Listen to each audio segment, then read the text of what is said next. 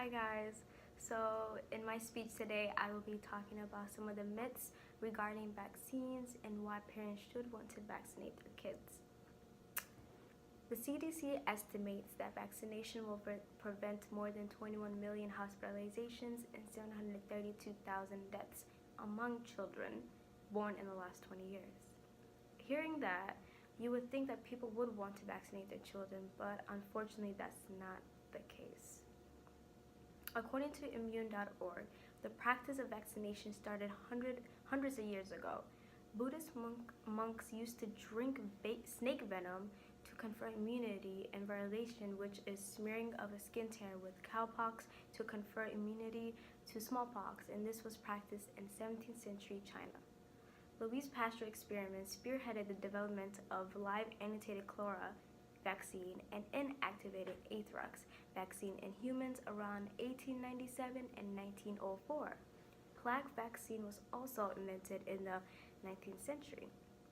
Between 1890 and 1950, bacterial vaccine development proliferated, including the BCG vaccination, which is still in use today. Viral tissue methods developed from 1950 to 1985 and led to the advent of polio vaccine and Sabin polio vaccine. Mass polio immunization has now eradicated the disease from many regions around the world. Despite the evidence of health gains from immunizations, there has always been resistance to vaccines in some groups. The late 1970s and 1980s marked a period of increasing litigation and decreased profitability for vaccine manufacture, which led to a decline in the numbers of companies producing vaccines. People are often misinformed when it comes to vaccines. There are many myths that claim if you choose to vaccinate your child, there are going to be severe side effects.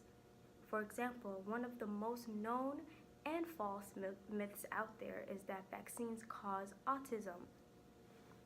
And the person that was responsible for claiming this was a British doctor named Andrew Wakefield. He claimed that he found a link between autism and MMR vaccine. MMR stands for measles, mumps, and rubella. The study he conducted was very small, only around 12 people, and it was later discovered Dr. Wakefield had lied about his data. His paper was then retracted, and he ended up losing his medical license. Many studies since then have discredited the idea that vaccines cause autism, but once the idea was already out in the public, it stuck and the damage was already done. There are other myths that claim vaccines are very harmful to young kids. One of those myths claim that it's not necessary to vaccinate so early in life, and according to rush.org, that is false. The disease these viruses prevent are most deadly in the very young. That's why they are recommended at the earliest age. Another really dangerous myth is that some people believe that their children will be the only ones affected if they choose to not vaccinate. That is not true at all either. According to immunize.org, children who are not vaccinated transmit vaccine preventable diseases at schools and communities. They could also infect babies who are too young to be immunized. This just shows that this one decision doesn't just affect one child or family, but everyone else around them. My mom was one of those people that believed that certain vaccines cause autism.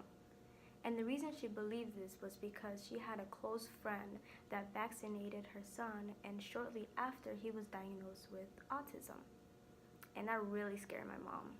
She was pregnant with my baby sister at the time, and after she was born, my mom was thinking about skipping some of the vaccines that my sister needed, and because she was afraid that the same thing that happened to her friend would happen to my sister.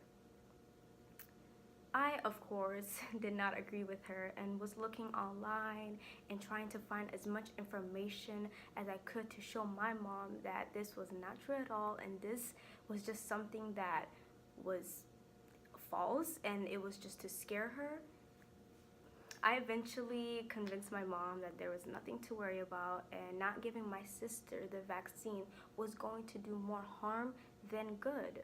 I'm gonna insert a video that talks about how important vaccination really is. Influenza and whooping cough are two of the major viruses that we still see infecting people in the United States today.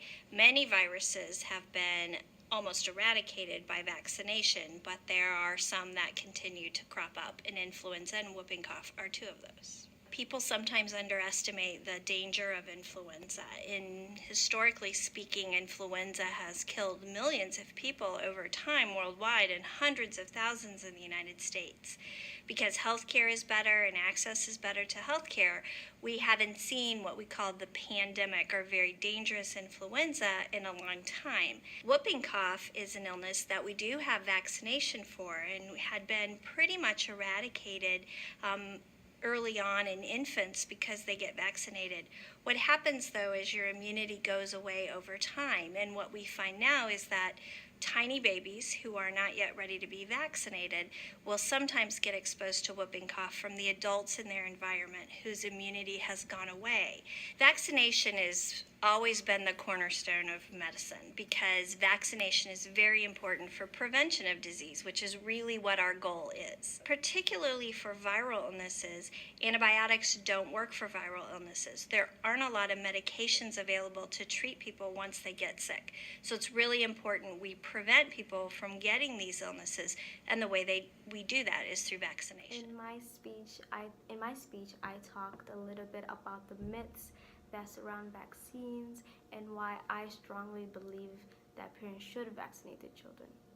Every parent wants the best for their children, so why deny them their vaccines?